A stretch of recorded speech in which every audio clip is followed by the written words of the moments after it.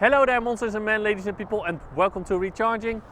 This is the Honda E, and the Honda E is probably one of the most desirable electric cars that you can currently buy. But something being desirable does not make it good. So is it also a good electric car?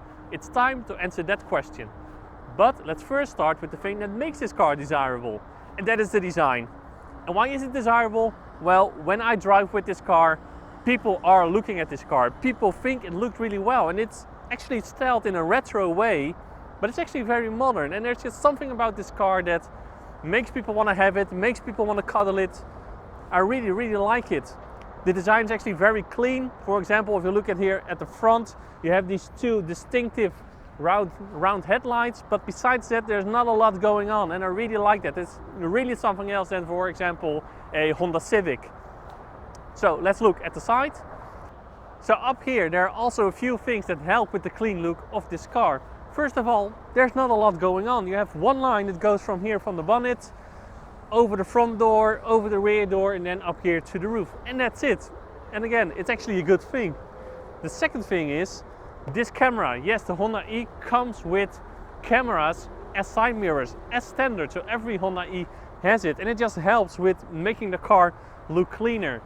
And the third thing is these door handles. The car has pop-out door handles for the front door, and for the side the door handles are actually hidden right here. So again, it all looks very smooth and very clean. I really like it.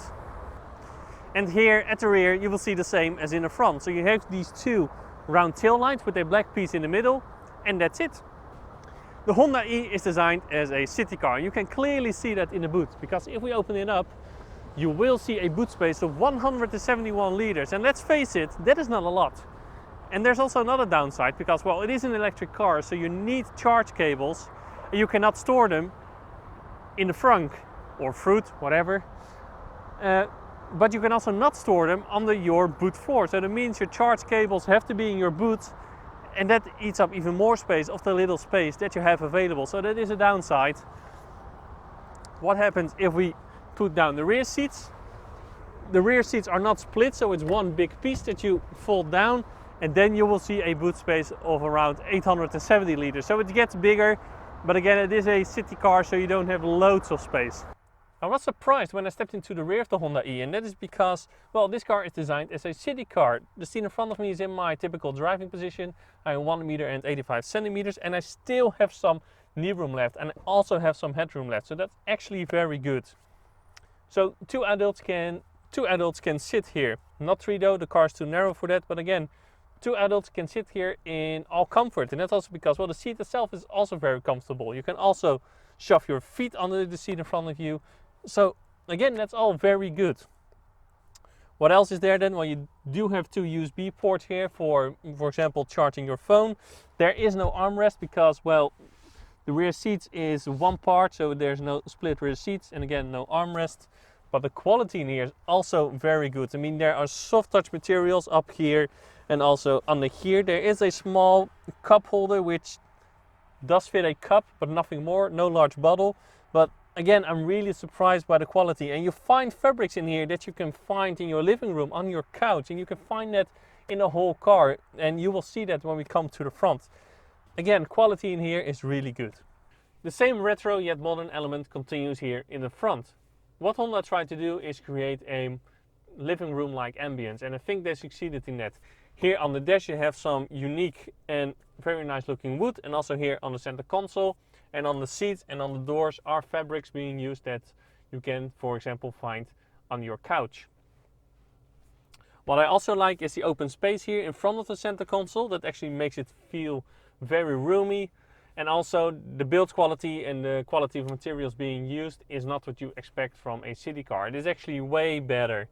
So again, the wood is very nice, the buttons feel nice. Of course, this is some harder plastic, but it feels all very solid. And also the fabrics being used on the door are from a soft touch material. So again, it's all, in that aspect, it is very good, and it is way higher than what you expect from a city car. What about cubby spaces then? Well, that is okay. It's not great. You do have quite a large glove box here, but besides that there is a small cubby here in the center console with some dividers, but it is actually not that big.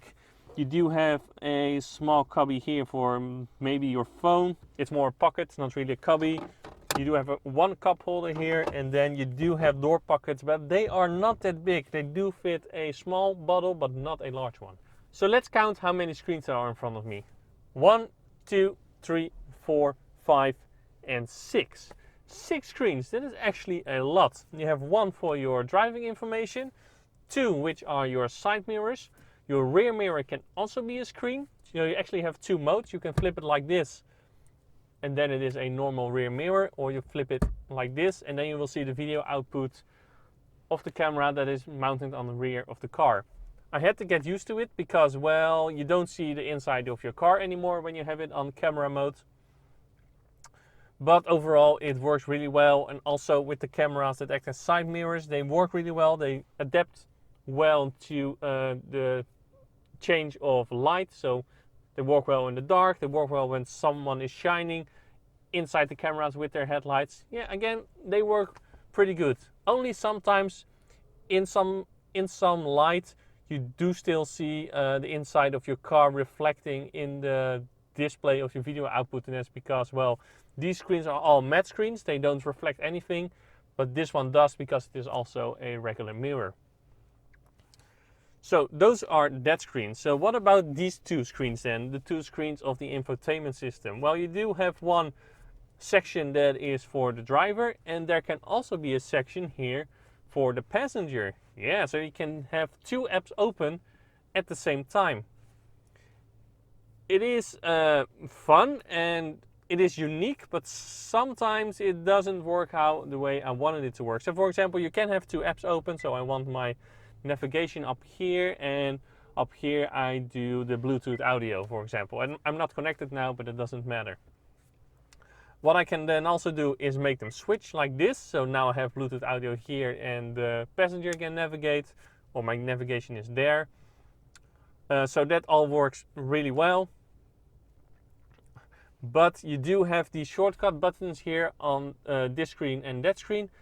And I did not find a way how I can change those shortcut buttons. And I find that a little bit strange because, well, you do have, for example, navigation shortcut button here, which is good.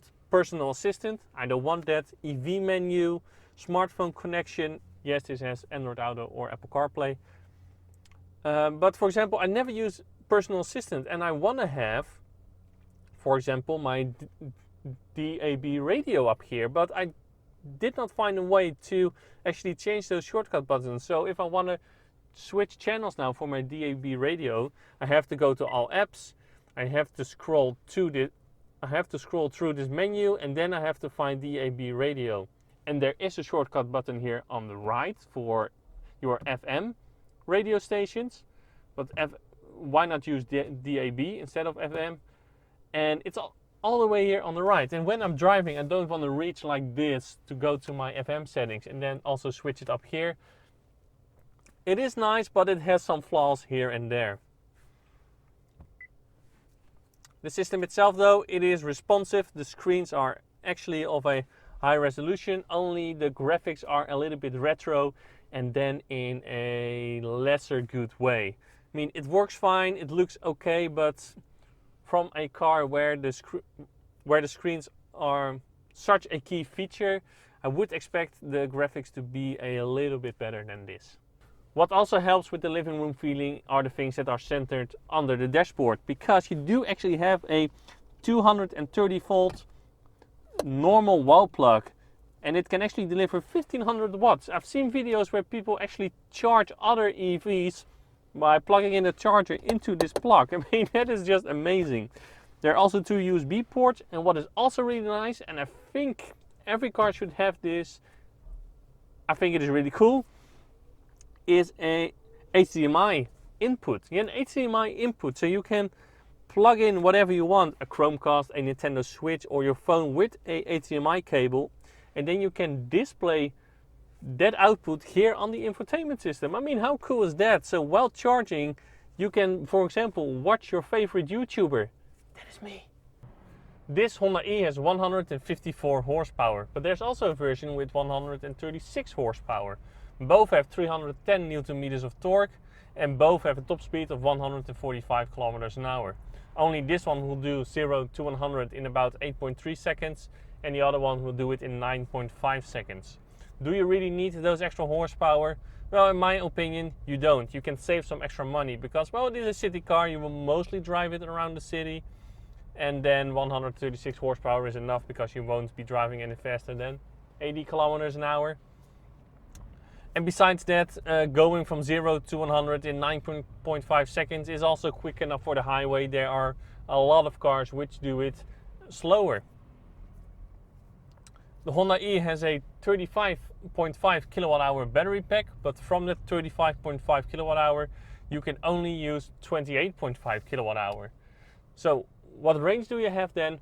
Well, that is a little bit of a disappointment because, well, this Honda E has a range of maximum real world range of 150 kilometers. 150 kilometers, I mean, that is not a whole lot. For such a small car with this battery size, you do expect more. You do expect at least 200 kilometers of range, but no, this car is very thirsty. And maybe that is because also of the weight, because this car weighs almost 1500 kilos, but no, 150 kilometers, sorry, is not acceptable. And it is a shame though that the range is not that good, because this car drives surprisingly good. A lot better than a lot of cars that are bigger than this one. I mean, the car is quiet, the steering is light enough for maneuvering in town, but on the highway it keeps its course very good. The suspension is comfortable. I mean, this car has a shorter wheelbase than, well, of course, than a bigger car, but over speed bumps, it is not bumpy in any way. Also, on unsmooth roads, the car feels really refined, and that is because, well, the car stays very flat, and it's just a pleasure to drive, to maneuver in town. And the same applies to cornering. I mean, this car is not the most sporty car in the world to drive, but because of the size, because of the electric drivetrain, and because the car rides so well, it is a pleasure to maneuver through traffic. And the other thing is, because this car is rear-wheel drive, the front wheels can steer in a very wide angle, so this car has a really tiny turning circle, which is again great for maneuvering in town. Then what about the electric driving features? Well, this car does have two flippers here behind the steering wheel, and with those two flippers you can determine how much the car will regenerate when you lift off your foot off the accelerator. But when I do that, so I am accelerating and I want to slow down by regenerating, so I lift my foot off the accelerator and, well, the regen is not that much. So I want more regen, so I press the flippers behind the steering wheel. It will regen more, but for some reason when I accelerate again, after around 10 seconds, it will forget that regeneration and will go back to its default. I really don't know why. Maybe it is by design, or I'm doing something wrong. But if it is by design, I find it really annoying because I want a particular amount of regeneration all the time, and I don't want it to go back to default. But there is a one pedal driving button here on the center console, and if you press that, well, of course the car goes into one pedal driving mode, and that one works really well. When you put your foot off the accelerator, like I do now, there's nothing behind me, the car will really brake, as you can see, and it will come to a complete stop like this. So yeah, when you anticipate, you can really do one pedal driving. Again, it works really well. And then you might think, because this is a city car, this car does not have all the driving and safety features that you can normally get on a modern car. But if you think that, then you're wrong. This car has everything, and they also work really well, no complaints. And again, because those systems work well, because the car rides so good, it rides like maybe a C-segment car, it is a real shame that it is so thirsty when you take it on a longer trip. Charging with the Honda E is sufficient, but not groundbreaking. On a fast charger like this, the Honda E can take up to 50 kilowatts, and on an AC charger, the Honda can only take a single phase. So that means 16 amps, 3.6 kilowatts, 32 amps, 7.2 kilowatts. Again, for a car with this battery size and designed as a city car, it is okay, but nothing groundbreaking. So what do I think of the Honda E? Well, I really like the looks of this car, exterior and interior. And I was really surprised how well this car drives. And because it drives so well, it's comfortable and quiet, it is a real shame that the range is so disappointing. And then there is another factor. In the Netherlands, this car starts from 35,000 euros, and that is a lot of money. You can get bigger cars with more range for the same amount of money. And if I go to a random person on the street and I say, here you have 35 to 40,000 euros to spend on an electric car, because they can get a bigger car with more range, they will probably not choose the Honda E. And I understand that, because I gotta be honest, I would do the same. I would also not choose the Honda E then. But if you are the person who buy this car, then you have something unique, you get a big thumbs up from me and you won't be disappointed. So if you like this video, please give a like and subscribe. If you did not, please leave a comment below to see what I can improve. And then I would like to say now, thank you a lot for watching, and as always, to be continued.